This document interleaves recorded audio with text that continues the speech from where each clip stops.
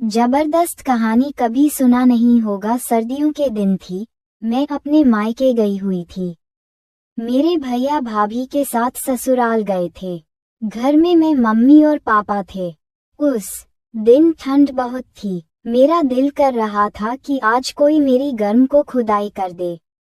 मैं दिल में सोच रही थी कि कोई आए मेरे खुदा करे कि अचानक दरवाजे की घंटी बजी। मैंने दरवाजा खोला तो सामने 4 आदमी खड़े थे, एकदम तंदुरुस्त और चौड़ी छाती। या फिर पीछे से पापा की आवाज आई थी, वो मेरे जिगरी यारो आज कैसे रास्ता भूल गए। वह भी हंसते हुए अंदर आ गए और पापा को मिलने लगे। पापा ने बताया कि हम सब आर्मी में इकट्ठे, एक राजू अंकल, दूसरे तिवारी अंकल, तीसरे रवि अंकल और चौथी पंकज अंकल, सभी एक्स आर्मी मैन है। वह सभी मुझे मिली और सभी ने मुझे गले से लगाया। गले से क्या लगाया, सबने अपनी छाती से मेरे ठाकुरों को दबाया। मैं समझ गई कि यह सभी चक्री है। अगर किसी को भी लाइन दूंगी तो झट से पट जाएंगे। मैं खुश हो गई कि कहा एक औजार मांग रही थी और कहा 4 औजार आ गए। पापा उनके साथ अंदर बैठे थे और मैं चाय लेकर गई। वैसे ही मैं चाय रखने के लिए दुखी तो साथ ही बैठी राठौड़ा करने मेरी पीठ पर हाथ फेरते हुए कहा, कोमल बेटी, तुम क्या करती हो? नीचे रखकर राठौड़ अंकल के पास ही सोफे के खाते पर बैठ गई और अपने बारे में बताने लगी। साथ ही राठौड़ अंकल मेरे पीठ पर हाथ चलाते रहे और फिर बातों बातों में उनका हाथ मेरी कमर से होता हुआ मेरे तक पहुंच गया। ये बात बाकी फौजियों ने भी लौट कर ली, सिवाय मेरे पापा की। फिर मम्मी की आवाज आई तो मैं बाहर चली गई और फिर कुछ खाने के लिए लेकर आई थी। रात को जब मैं झुककर नाश्ता परोस रही थी तो उन चारों का ध्यान मेरे की तरफ ही था और मैं भी उनके पहले में हलचल होती देख रही थी।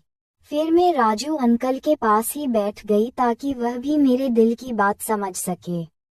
मगर वही क्या, उनके सारे दोस्त मेरे दिल की बात समझ गई। बहुत सारे मेरे गहरे गले में से देख रहे मेरे ठाकुर पहाड़ और मेरी मदमस्त जवानी को बेचैन निगाहों से देख रहे थे और राजू अंकल तो मेरी हाथ ही नहीं हटा रहे थे।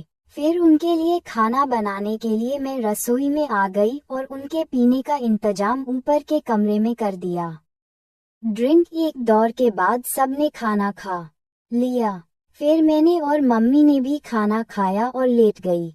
मम्मी ने तो नींद की गोली खाई और सो गई, पर मुझे कहाँ नींद आने वाली थी।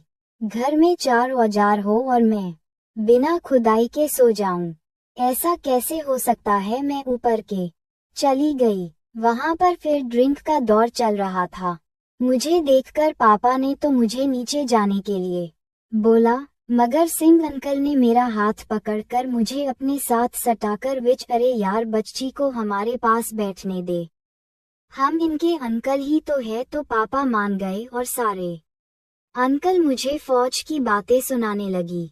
फिर वह सभी पीते रहे, मगर वह सभी पापा को बड़े बड़े ग्लास में ड्रिंक देकर खुद छोटे छोटे ले रहे थे। मैं समझ ले कि वह चारों पापा को जल्दी लोड करने के लिए चक्कर में है। फिर से अंकल ने भी अपना कमाल दिखाया शुरू कर दिया। वह मेरी पीठ पर बिखरे मेरे बालों में हाथ घुमाने लगी। जब मेरी तरफ से कोई विरोध नहीं देखा, वह पहाड़ों पर भी हाथ घुमाने लगी। पापा का चेहरा हमारी तरफ फिदा नहीं था, मगर फिर भी अंकल सावधानी से अपना काम कर रहे थे। फिर वह बगल में से हाथ घुसा कर को टटोलने लगे, मगर अपना हाथ मेरी पर नहीं ला सकती थी क्योंकि पापा देख लेते तो सारा काम बिगड़ सकता था। उधर मेरा भी बुखार हो रहा था। मेरा भी मन कर रहा था कि उनका ठाकुरों को कसकर दबा दी। फिर मैंने अपने पेट पर बिखरे बाल काले के ऊपर से आगे को लटका दिए, जिससे एक ठाकुर मेरे बालों से डर लग गया। सिंह अंकल तो मेरे इस कारनामे से खुश हो गए और अपना हाथ बगल में से आगे निकाला और बालों के नीचे से मेरी तो निकल गई, मगर मेरे होंठों में से दब गई। हमारी हरकतें पापा के दूसरे दोस्त भी देख रहे थे। मगर उनको पता था कि आज रात को उनका नंबर भी आएगा। जब मेरा मन दोनों ठाकुरों को एक साथ था कर रहा था, मैं बेचैन हो रही थी, मगर पापा तो इतनी पीकर भी नहीं उठा रहे थे। मैं उठी और बाहर आ गई और साथ ही सी अंकल को बाहर आने का इशारा कर दिया। पापा को बोल दिया, मैं सोने जा रही हूँ। मैं बाहर आई और अंधेरे की तरफ खड़ी हो गई। थोड़ी देर में ही हम कल भी फोन पर बात करने के लिए बहाने से बाहर आ गए। मैंने उनको धीमी सी आवाज दी। वह मेरी तरफ आ गई और आते ही मुझको अपनी में बलिया और मेरे जोर जोर से लगे। फिर बड़े बड़े ठाकुरों को अपने हाथों में लेकर खेलने लगी। मैं भी उनके बैट के साथ खेलने लगी। अभी 5 मिनट हुई थी कि पापा बाहर आ गई थी। रवि अंकल को आवाज दी, वो यार कहाँ बात कर रहे हैं, इतनी लंबी, जल्दी अंदर आ। तो रवि अंकल जल्दी से पापा की ओर चले गए। अंधेरा होने की वजह से वह मुझे नहीं देख सके। मैं वहीं खड़ी रही। रवि अंकल फिर आएंगे, मगर थोड़ी देर में ही राजू अंकल बाहर आ गई और सीधे अंधेरे की तरफ आ गई। वैसे उनको पता हो कि मैं कहाँ खड़ी हूँ, उनको बता दिया होगा। आते ही वह भी मुझ पर टूट पड़े और सब करने सीएम का कर गई थी।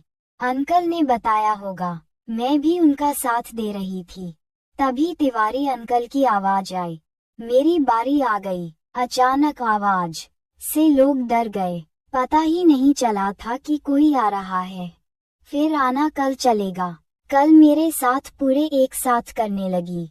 मैं जानती थी कि सारे फौजी अंकल मेरे साथ क्रिकेट का खेल खेलने के लिए बेताब हैं। मैं भी तो इसी का इंतजार कर रही थी कि कब मेरे पापा जल्दी से लौट के और मैं सारे अंकल के साथ क्रिकेट खेल सकूं।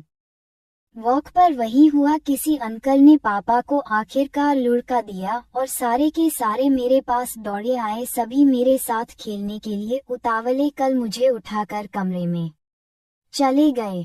फिर वह बोले कि हम सारे बारी बारी तुम्हारे साथ क्रिकेट खेलेंगे। तुम ही बताओ कि तुम सबसे पहले किसके साथ क्रिकेट खेलना चाहती हो। लेकिन मैं क्या कहती, मैं तो बहुत ही बेताब थी मुझे खेलने को। फिर भी मैंने सबसे पहले सिंह अंकल को ही चुना। उनका बाइट तो बहुत ही बड़ा था। मैं डर भी रही थी और अंदर कुछ भी हो रही थी। इस तरह मैंने सभी के साथ क्रिकेट खेला। सभी ने बहुत ही अच्छी परफॉर्मेंस दी। आज तुमने 3 पारियां खेलकर बुरी तरह से थक गई थी, लेकिन आज ही रात की क्रिकेट मुझे हमेशा याद रहेगी। दोस्तों, ये सिर्फ कहानी थी और कहानी कैसा लगा कमेंट में जरूर बताइए। वीडियो देखने के लिए धन्यवाद।